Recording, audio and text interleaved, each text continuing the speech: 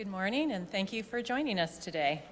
As Edna said, my name is Michelle Crowell, and I am the chairperson of the Abraham Lincoln Institute. How individuals are first introduced to history can come from many sources. For some, the origin of their interest can be traced back to a compelling book. For others, a historical character brought to life in popular culture might inspire a desire to learn more. Still others may have been introduced to the past as a personal narrative told by relatives who relayed their own stories and those of their ancestors. Professor Hilary Green can trace her fascination with history to family porches in Pennsylvania and South Carolina, where visits to kin and their communities meant hearing about the free people of color on her mother's family tree in the north and her father's enslaved ancestors on the Gullah Sea Islands, which then intertwined with her own awareness of the 54th and 55th Massachusetts African American Civil War regiments from having grown up in Boston. As Green explained, quote, "The Civil War became a way to connect my entire family history and get a sense of myself." These family porch conversations led Hilary Green to a career as a historian dedicated to illuminating the experiences of African American communities in the Civil War era in order to fill in the silences in traditional historical narratives.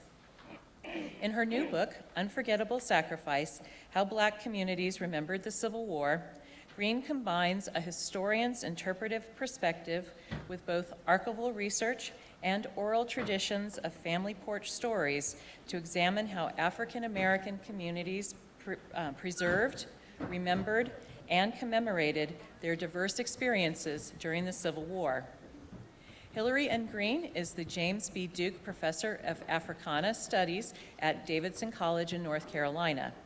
Before joining the faculty at Davidson, she taught history at Elizabeth City State University and the University of Alabama.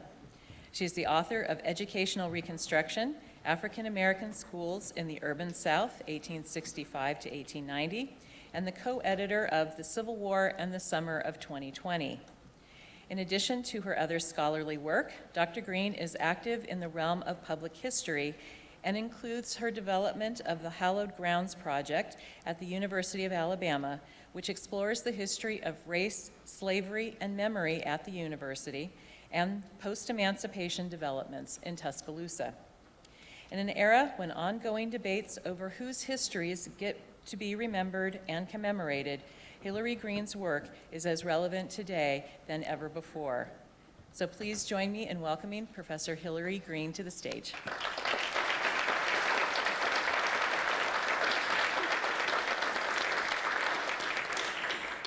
Hello, thank you for that wonderful introduction, and I want to preserve time for some Q&A, so I'm gonna get started. Following the assassination of Abraham Lincoln, Joseph R. Winters of Chambersburg, Pennsylvania, captured the mood of the nation and of other African Americans. Instead of celebrating Confederate defeats and the destruction of slavery, the civilian Gettysburg invasion survivor and wartime songwriter eulogized the murdered commander-in-chief. Our country is all in mourning. Our president is dead. By assassin Booth, he was slain, and his coffin lain. From this opening verse, Winters briefly described the events that occurred at the Ford's Theater before demanding the capture, conviction, and death of the assassins. But he also turned his gaze towards the future of African Americans in his county of Franklin County, Pennsylvania. During the war, his community had survived 3 Confederate raids, which resulted in the enslavement of freeborn African Americans and self-liberating refugees who had fled to the States. He and other civilian survivors hoped that Lincoln's assassination and Confederate defeat might contribute to the expansion of the franchise and other rights of citizenship. Winters imagined a post-war future where Lincoln's ultimate sacrifice could benefit all African-American USCT soldiers and civilian survivors when he wrote, quote, "that the poor may live as well as the rich in this free and prosperous land," end of quote. For Winters, Lincoln's death should not have been in vain. And in this moment, the shrewd observer and chronicler of the African-American wartime experience bemoaned how, quote, "Father Abraham is dead and gone." In Winters, African Americans who followed him and who made the White House their house, and others across the nation shared a Civil War experience that defined their subsequent memory work. Collectively, they mourned as a race when their champion fell under the assassin's bullet. And the Civil War, as Winters and Black men remembered it, transformed them. From 1870 to 1916, Winters extended the sacrifice made by Lincoln and African American soldiers for remaking the nation. Once the 15th Amendment restored the franchise to Black Pennsylvanians who had lost it during the antebellum era in the state constitution, Winters quickly became a political leader. And in 1872 presidential and gubernatorial elections where Black men could vote again for the first time in the state of Pennsylvania, Winters actively participated in the Grant and Wilson Club, which mobilized Black Pennsylvanians' electoral support for the Republican Party. He then applied his songwriting skills that he documented before the war and during the war in the presidential elections of 1876 and 1880. In white Republican leadership, however, will push him out of the party, but not politics. So he will go from a Republican and die as a Democrat, writing presidential songs along the way. Throughout, Winters never forgot the Gettysburg Campaign, other Confederate invasions, and even Lincoln's death. That motivated him in all of his activism. And his work complements other African-American leaders of the time, specifically Frederick Douglass, Henry McNeill Turner, and others. Yet his complex understanding of what the war meant in this small rural county, particularly what the Gettysburg Campaign meant, and his ability to build coalitions represents a rural Black Pennsylvania perspective, and that they were unwilling to even allow others to speak their truth. As such, Winters' political biography really shows how him and other post-war Black men of this county and other rural Black Pennsylvanians understood manhood, the franchise, and how a politicized Civil War memory can advance their aims. And despite his complicated legacy, Winters ensured that Franklin County men retained their unique Civil War experience as a point of entry for shaping both local, state, and national elections. Today, I want to highlight some of my research that formed the basis of Chapter 3, which is an extended biography of Winters. Because Winters wrote presidential campaign songs. And it's his presidential campaign songs during these key elections of 1876 and 1880. And then his editorial writing, in which he calls for an increased role for African Americans in political party spaces, represents some of his greatest contributions for remaking the nation through his understanding of what the Civil War meant. And it's these post-war activities that shows how men like Winters really did use Civil War memory for advancing meaningful change in his county, state, and nation.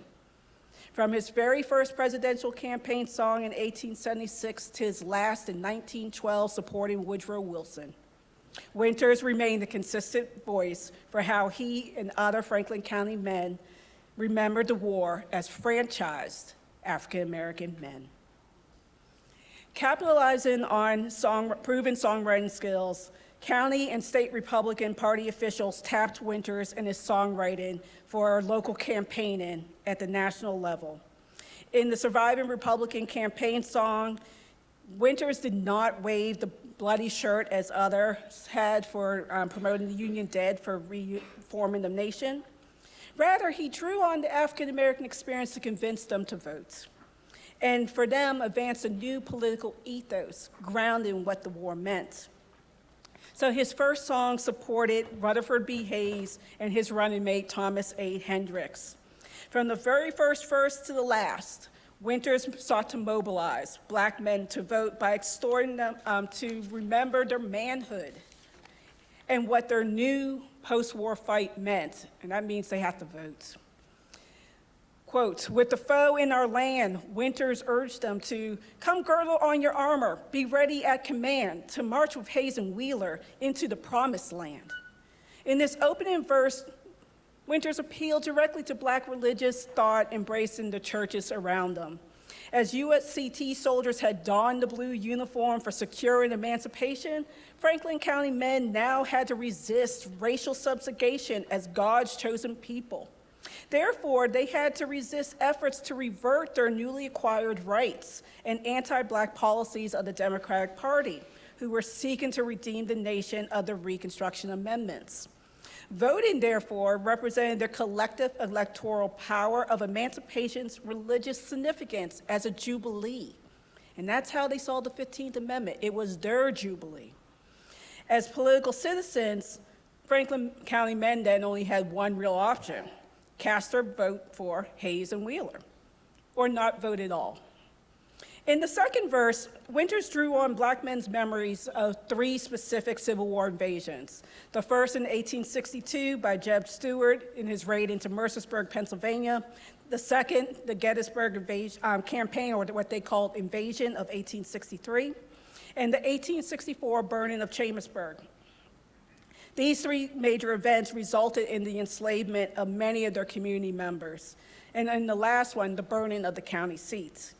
Winters' inclusion of the second verse then would have held specific meaning to them when he wrote, "For Tilden and his army, with Hendricks in command, our marching brother freemen, your right to countermand. We see their rebel pickets, we hear their cannons roar. With Herod and his army, we'll see to see no more." Winters and others had survived these invasions would have recalled the sounds of cannons that forced them into hiding. They also, some of them had witnessed the seizure of community members by Confederate soldiers. And few of those who, quote, were stolen, as they remembered them, returned. As franchised men, they had to fight against their political enslavement then, and a return to second-class citizenship as experienced prior to the 15th Amendment's passage. They had to destroy this new political army led by Tilden and his supporters. And if Black men needed any further encouragement, Winters then urged them to honor Lincoln's memory by voting for the Republican Party in the third verse. He intentionally drew on this collective understanding of Lincoln's ultimate sacrifice for furthering the work of citizenship in politics. He called on them to honor their martyred president. "Now, brothers, why you stand idle? The prize is just in few. Our good old father Abraham has safely brought us through. From slavery and oppression, we know we now are free. Come, let's join together in a band of unity." Therefore, he demanded Black men to demonstrate their manhood by voting for Hayes and Wheeler. They would honor Lincoln, but they would also prove that they were no longer cowards, but actual self-made men. He proclaimed, "We call for valiant soldiers who are not afraid to stand, to go on next November and vote for honest men." He demanded their Black men's courage in this political struggle. He and others saw the Republicans as honest men and critical allies in this fight for meaningful African-American equality and citizenship in the post-war nation. With the ballot, they no longer had to rely on others to speak on their behalf. Now Black Franklin County voters could show their bravery, as had USCT soldiers who responded to Winters' wartime song, as well as Douglas's call to arms in 1863. Now they had to demonstrate their political manhood instead of their martial manhood by voting for Rutherford B. Hayes. Otherwise, they would be political cowards who allowed for the retreat of their post-war political, economic, and social rights. Simply put, Black men had to step up, and they paid heed. As a voting bloc in their first election with Winters writing the song, Franklin County men overwhelmingly supported the Republican ticket. It's about 90% of the Black male electorate. Following the success of this 1876 presidential campaign song, Winters composed another song, this time in 1880, which saw the election pitting Winfield Scott Hancock of Pennsylvania against another Civil War veteran, James Garfield of Ohio. As the Democratic candidate, Hancock, who was the veteran of the Army of the Potomac, had earned his reputation as a war hero at Gettysburg. And he appealed to Southern Democrats by supporting home rule, decrease in the use of military and civilian affairs, and the repudiation of what they saw the backroom deal of the Compromise of 1877, which ended the contested election of 1876. Their platform differed than the Republican Party. Garfield, the veteran of the 42nd Ohio Infantry, accepted his nomination at a very contentious nomination process of that election year for the Republicans. He promised the strengthening and expansion of the biracial inclusive democracy for healing the ongoing Civil War memory wounds. Quote, "But it is certain that the wounds of the war cannot be completely healed," he wrote in his acceptance letter for the nomination. "And the spirit of brotherhood can not fully pervade the whole country until every citizen, rich or poor, white or black, is secure in the free and equal enjoyment of every civil and equal right guaranteed by the Constitution and the laws," he wrote. While the Greenbacks waged a third party campaign, the 1880 presidential election served as a referendum on how Civil War memory and Black political participation in nation body politic. In this contest over memory and shaping national political identity, Winters deployed his skills for the Garfield-Arthur candidacy. Set to the same tune as the first song, "We Are Marching Through the Gates," Winters called upon the service of Black men again in this postbellum fight over memory and politics. He provocatively suggested that pro-Confederate raiders had invaded the southern Pennsylvania county for a fourth time. "Come to arms, brother free men, the foe is in our land," Winters warned. Unlike the other invasions, now it's the Democratic candidate of Winfield S. Scott, the celebrated hero of Gettysburg, and his running mate, William H. English, who were the commanders of their band, and under the direction of, quote, "a solid South united and British industrial support."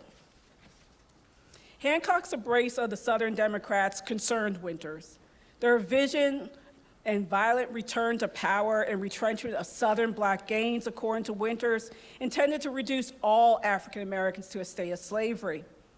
In this new potential for Pennsylvania invasion, Winters raised the alarm. Black men again had to don their federal uniform in defense of the nation and cast their vote in the 1880 political struggle. By intentionally using call to arms in the first verse, Winters wanted Black men to recall again the war, where he and Douglass pressed them to fight. Douglass, in his recruitment, told them, "Remember in this contest with oppression, the Almighty has the attribute which can take sides with the oppressor. The case is before you. This is our golden opportunity. Let us accept it and forever wipe out the dark reproaches unsparingly hurled at us by our enemies. And let us win for ourselves the gratitude of our country and the best blessings of our posterity through all time." Likewise, Winters called them into this fight. It is for country and for African Americans under the threat of the possible Hancock presidency. As Douglass demanded them 27 years earlier, Winters too saw this election as a golden opportunity. And again, they had to gain the gratitude and the best blessings of their nation and their communities by voting for Garfield. The next two verses really also, again, draws on these invasions that come in. They had lost a lot of community members, so he used the same motifs of war. So like the first song, he will say, "We have seen their pickets, we have heard the cannons roar." But he added how the Gettysburg campaign, Winters would also say, "We also now endured their lies and condemnation." Yet these ex-Confederates lost. Defeat and Reconstruction brought justice for these residents suffering. And for Winters, a Hancock victory would bring again, quote, "the mercy that they, white men, crave. Black men must therefore fight." And according to Winters, if they lost, they would be comfortless again. According to him, they had to defeat Hancock and his army, who sought to overturn these postbellum gains. And quote, with Garfield in command, they can do so and no longer be subjects of foreign lands. And this is where Winters is his strongest. He can cajole people into action and not be idle. They had to prove their manhood. He demanded it. They had to know what the prize was. That was freedom, equality, full citizenship. They were self-made men transformed by the war, and their status as full equal men remained just in view. But they had to be vigilant. And this is where they had to support candidates, quote, will carry us safely through. The proven Civil War commander would not disappoint them if they pledged their ballots by going, quote, with General Garfield, written in all caps. Winters ensured that Franklin County men would have a freedman's land. And by drawing on Civil War memory, Winters convinced them. And again, Black Franklin County men overwhelmingly supported Hayes and Garfield into the presidency. But after a decade of party allegiance, Winters begins to voice his disappointment in the party. They had not fully included him and others as full participants in the Republican political order. In return for Black votes, he expected party officials to provide patronage jobs and more leadership opportunities in the county, state, and national party apparatus. Black men sacrificed, civilian and veterans, and the wartime dead failed to materialize in this political change. And not quite ready to abandon the Republican Party, Winters drafted a warning to party leadership. In the published article titled Information Wanted, he questioned white Republicans' insisting that Black men should wait, quote, until the very eve of election to have a halter placed around our necks, to be led to the political altars of this country as a lamb to the slaughter. They're to surrender all rights of manhood to partyism without the right to exercise our political judgment according to our own dictates of partyism.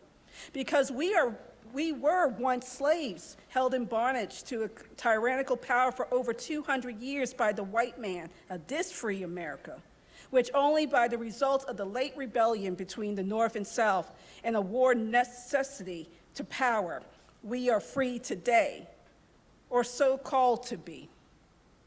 Demanding Black manhood over power, Winters did not mince his words. Black men saved the nation. Black men's military service and civilian patriotism allowed for, quote, the defeat of Jefferson Davis and his followers of the Southern Confederacy, and it secured their, quote, rights of franchise. Yet white Republicans only considered them compatriots on the eves of elections. And Winters no longer accepted, without question, white Pennsylvanians who claimed, quote, to love us and our freedom for political purposes, while simultaneously expecting them to wait for leadership positions. State party officials also appealed to a shared memory of Lincoln, and this also irritated him. Simplistic collective memories of Lincoln no longer connected Winters with the white Republican officials. Winters countered with a more nuanced understanding of Lincoln as a critique of the Republican Party status quo in viewing African-American electoral support. Instead of the great emancipator, Winters instead recalled Lincoln, who sought to preserve the nation and not advance an abolition or full African-American citizenship at the start of the war. He chastised his white Republican brethren then, who promoted these simplistic views, because it perceived them as Black men as, quote, childlike, uneducated, and uninformed. In this public forum, Winters refused to accommodate such lazy usage of Lincoln's emancipationist memory for securing Black men's party loyalty. And speaking for all Black Pennsylvanians, Winters asked his Republican counterparts, quote, under what tie of political subservience are we bound to party or partyism? For Winters, African-American manhood and Civil War memory should not be placed on hold for racial exclusionary politics. And this is where Winters then draws on the war memory again. He debunked a carbon appeal of Republicans that they had, quote, fought, bled, and died in the late cruel war for the black men, North and South, by reminding them of what they did during the Gettysburg Campaign. During the invasion and occupation of central Pennsylvania in June of 1863, white Pennsylvanians rejected the black Pennsylvanians who go to the Capitol that's about to fall. After offering their lives before the altar of this country for the preservation of Union, Winters reminded him, they were rejected. And when they went to the Capitol, they joined then another black army under Captain Bradley for the defense of the Union as well as our fireside. Rejected, they still fought back and preserved the city. But, quote, on the same day that the rebel army was marching to the capital of a state, Lincoln reminded how he and others built a defense for the capital without a gun or the right to use when the rebel outposts in our view. He questioned then party leadership in his closing. Are these they who fought and bled and died for us, the black man? God forbid that we have eyes but not see not, ears but hear not, understanding but understand not, tongues to speak but speak not, on the things on our mind of a just cause, end of quote. In drawing on this memory of Gettysburg, including black men's defense of Harrisburg, Winters effectively cautioned, reform or African American voters will find another party. And while white Republican memories of the Civil War no longer held their allegiance, they still held out hope that they might reform. And he would feel that maybe race, manhood, and political black memory will help guide that change. Party leaders, however, ignored him. In 1890, Winters announced his new political allegiance in a dramatic fashion. With the Democratic victory in major state elections and county and state Democrats promising that former President Grover Cleveland's terror reform message and statewide election reform would actually not hurt African Americans, he participated in the victory parade. And by taking a prominent position in a carriage at the front of the line, Joseph Winters officially joined the Democratic Party. His defection did not escape the order of white Pennsylvanians. Using Civil War memory and mobilizing black voters, Winters and other men had expected full inclusion, and the Republican Party failed to extend office holding and patronage jobs to them. So the Democrats welcomed Winters and half of the black electorate with open arms. Ultimately, Winters chose race and Civil War memory over the Republican Party. And when he joined the Democrats, he felt heard by white party leaders. His disappointment in political transformation, though, was not shared by other Franklin County men, because the electorate will remain split, therefore, after. He chose the party, and each one chose parties who they felt best exemplify what the war meant. And therefore, you don't have common agreement by black Pennsylvanians. But for Winters, he could accept sectional reconciliation. He can accept half the electorate supporting Republicans. He just wanted to have his voice heard in the political shapings of the county. And why did the Democrats welcome him? By the time of his defection, Winters was one of the wealthiest African-American residents in the county. He had secured a patent for an improved fire escape because he was a scientist. He also had a gunsmith shop. He was very active and a large landowner. He just wrote campaign songs and poetry. He also expanded his businesses to include drilling and mining rights while maintaining a successful shop in Chambersburg. So party officials recognized how his political campaign songs might be able to help him. And indeed, he will start writing political campaign songs, but now for Democratic Party members. In his presidential campaign songs of 1900, 1904, and 1912, they mirrored the Republican versions. Set to the same song, "We Are Marching Through the Gates," he still employed Civil War memory and the what he understood African American sacrifice for national, state, and county mobilization efforts. The tropes were very similar, from the tune, the form, the content. He just substituted party names. Winters then promoted these Democratic candidates for advancing Black political rights. And it's in this last song that he writes that we have surviving for him, published on July 4th, 1912. He is still remembering Gettysburg and what the war meant to him, a survivor of this campaign. And he supported Woodrow Wilson. Joseph Winters' songwriting, his use of memory, reveals three important things about how Black rural Pennsylvanians use Civil War memory.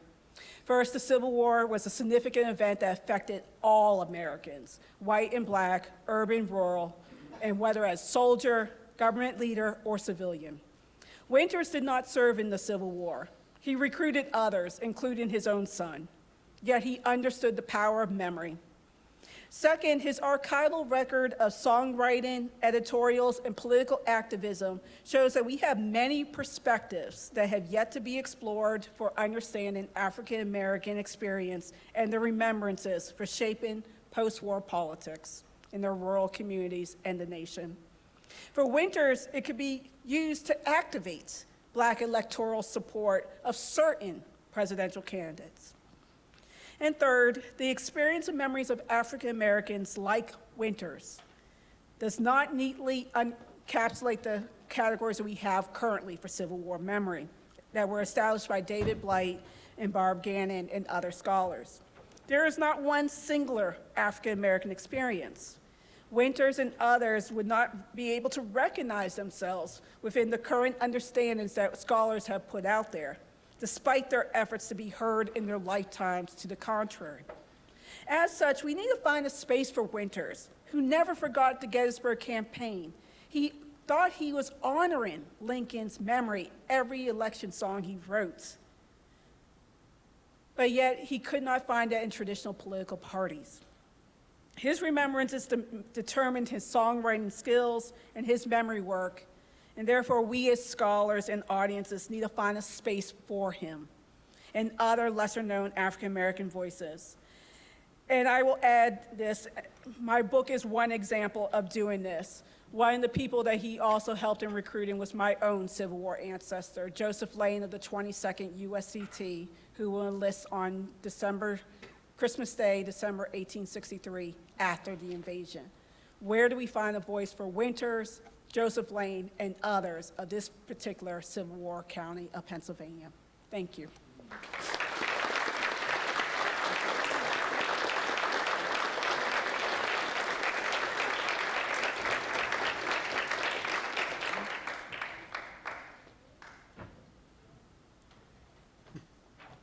And I know there's questions, so that's what I'm waiting for.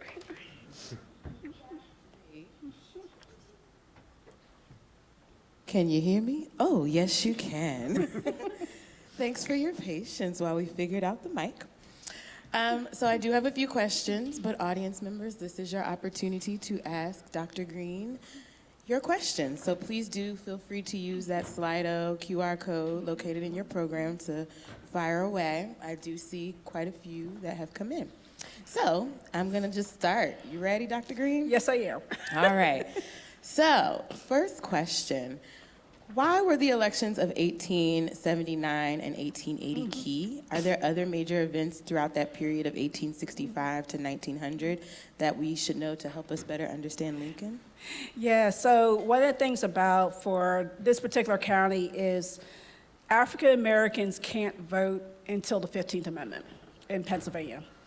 Their state constitution in the 1830s disenfranchised African American men, so the 15th Amendment is their political jubilee. So in 1868, Black Pennsylvanians can't vote. Black Southerners can vote, but Black Pennsylvanians cannot. The 15th Amendment is their chance again. So 1872 is the first election that Black men in Pennsylvania and Winters participates in, where they are voting for governor and president. So that's when you see them mobilize it in what they call Grant and Wilson Club. So that first election is key. Why 1876 and 1880 is where you really see where the strength of the full black electorate nationally supported Republicans. In particular, Southern Republicans and Black Pennsylvanians and Black Northerners are coming together. And it's on their perception of what's happening with the retreat from Reconstruction and the Southern violence and the Klan violence and the enforcement acts are not really working in the South, and these states are coming back into Democratic control. 1880, though, I think is one of those last real national elections where Black men are more aligned across the nation. And they support a Civil War veteran who they see as their ally, and that is Garfield. And Garfield is a Civil War veteran, but also one who brought Black veterans to the White House and meets with them. He actually engages with them as veterans, is why you have people like my ancestor name their children after James A. Garfield. So I have a Garfield Lane in my family, a lot of Garfields, a lot of Rutherford B. Hayes. Those elections are really key. After that, you really see the rise of other elections and politicos. So one of the last Civil War veterans that will run would be McKinley. Winters does not support him. He thinks he goes too far. So this is where Black men are seeing how much are you an ally and how much does the Civil War unite them versus detract from them. But 1880 and 1876 are really key. Great. What percentage of eligible Black men were able to vote in post-war elections? Oh, this is the good thing is like the ones who sign up and can actually vote or the ones who had the votes removed. I can go on this county level. We're talking about a larger electorate. And this is where you have, unless there's fraud or violence, you definitely see a good sized considerable block vote in. I would say it's like everyone else, about 40 to 50% nationally. People are not voting like they should, but in the 1800s, you really do see people participating. Those who choose not to vote are more interesting. It's oftentimes because they're afraid, and this is where you start seeing Southern voting patterns are overwhelmingly supported, but whether or not they get counted, that's fraud. That's death, assassinations, and violence directed. So those who can't vote in those areas is because they're afraid for their lives mostly. But in Black men in Pennsylvania, in particular this county, it's a large number. Barring sickness, they're voting. And so this is where they see this as their duty and right. After 1900, you really see the decline, and that's a referendum on the nation. Does their vote really matter? Does their voice matter, or what kind of harm can happen to them if they do vote? And does the state law allow them to vote? So disenfranchisement will gut Black men voting nationally, but in those places where voting still occurs, it will get undercutted by people who don't think their vote matters anymore. So you will see a decline in a dip based on whether or not they're listened to. Did Winters express disappointment with President Wilson's segregationist policies? And did he express opinions on other things like women's suffrage? So this is where I wish Winters did. So I think he would probably switch parties again. And I say this is because he dies in 1916, and he was not a likable man. If he didn't like you, he told you. One of the surviving poems I have is to his daughter and his son, which he tells them they were disappointments to him. He's that type of person, so I think he would have switched parties back again. But by this time, he's more as this elderly man, depending on year, either in his 90s or early 100s.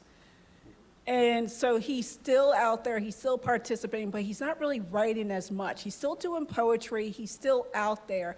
But in terms of politics, we don't hear his voice as much as we used to. So the 1912 songs is the last one we definitely have documented by him. And then after that, you hear some grumblings, but he's still a Democrat. And I think he would have probably had a switch right before the election if his health allowed him to participate, because he will die shortly right after the election. And it's not clear that he was actually able to participate in that election because of his decline in health. But I definitely think he would have went back to being a Republican. How did the African American community react to Winters' defection? Oh, I say half the party's left, the other half hate him for it. One of the things that happens after his death is the Black community's remembrance of Lincoln. They'll remember his earlier songs of 1876, 1880. They will remember him positively for what he did in terms of the scientific world. But one thing that they will start to advocate and create a false memory of him is that he participated, quote, in this reverse Underground Railroad, which he never did.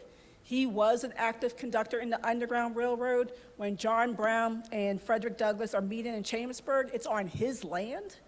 So he is very much involved, but because he would not be a community banker to the Black community and his personality is such, the half that did not support him create this other memory. So we have two colloquial memories, one positive on some things, but these hidden side where his background and his lust, his meanness, because he can be mean, doesn't go by favorably. And so reconcile that so the reverse Underground Railroad myth only occurs once he dies. And it's very much rooted in his defection to the Democratic Party. So that's where you start to see more negatives against him in the Black community. In keeping with the theme of memory, how did Black Civil War memory affect the way that they celebrated public holidays like Decoration Day, 4th of July, Emancipation anniversaries, etc.? Yeah, one of the things you'll really see is parades. I love parades in terms of what they did because they're massive community events. And Black Civil War soldiers are always in parade. They're usually at the front of the line. And then when they get older, they're in the vehicles being pulled. So there's a pecking order of where they fit, so they're always there. The other thing you'll see will be the children and grandchildren, oftentimes the daughters being acknowledged too in these parades, because they are the ones who are organizing the students and the children in there. But sometimes as the children of veterans, they are also part of the actual parade itself. And then the other thing that all these celebrations have two important starting places or events that will happen. Either starting at a cemetery or ending at a cemetery where they will honor the graves sites themselves of those who have passed away with flowers and then some kind of community event. The other would be that they will also be tied to a church. The churches are not determined based on where people go, but how many people can be in them. And they always have the various Black pastors and ministers coming in, someone giving an address. But one of the things, Black veterans of the Civil War will always be asked to stand up and be recognized.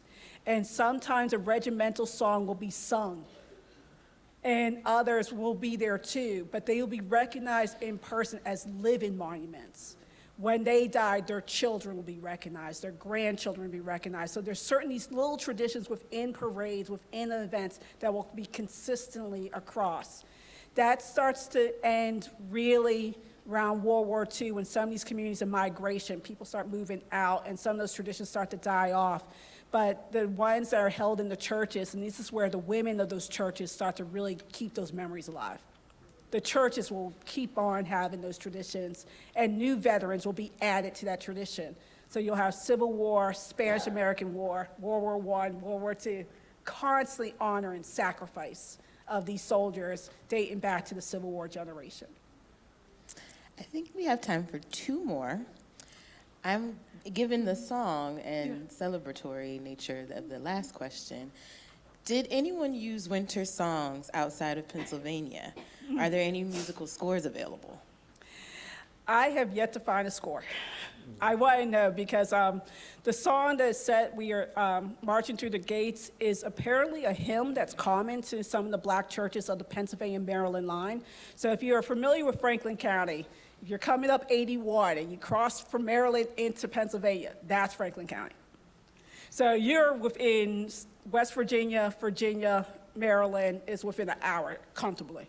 So we have people in Hagerstown, Maryland, on the southern side of the line, in Maryland, singing the songs because that's where their churches are, but also where they have these political campaign meetings, and people are able to cross the border a lot. So you have some Marylanders coming over for a rally and singing, and vice versa. I've only found printed song lyrics, and that's what preserved, but I never saw a score for them. So I'm still trying to find how the song goes, and someday I can have it performed for me so I can understand what does this mean and how they changed the lyrics. But we have his campaign songs for 1876, 1880, 1900, 1904, and 1912, all set to the same song. So once you have that score, you can then transfer how these songs would have heard. And by having the same tune in an area where most people aren't always literate, they can remember how the tune goes, how the song goes, because they sing that hymn in church. So they have that muscle memory of how the song goes and can continue to sub in these lyrics that are pretty much consistent with different names in. So that tradition of singing is something important. And I'll add, in writing the song, songs become important for how these communities remember. I used to have people break out into song when they were recalling. So I think if we can find the score or somewhere that's it, I'll be happy because I really want to know how the songs go. And I think this, depending on how you answer this, Okay. may be the last question. It reads, Dr. Green, thank you for your wonderful presentation. Winter Story deserves to be more widely known. How did you find this fascinating character? This is where I found them in the archives at the Franklin County Historical Society. I was there starting my research in 2016. I went there for 3 weeks. And if you know anything about the Historical Society, it's the old jail. So their newspapers are in old jail cells. And so I was on the 3rd floor on the table, and I was going through finding a folder for Winters, and that was when I found his Abraham Lincoln eulogy. 2 papers down, I found 2 of the printed songs.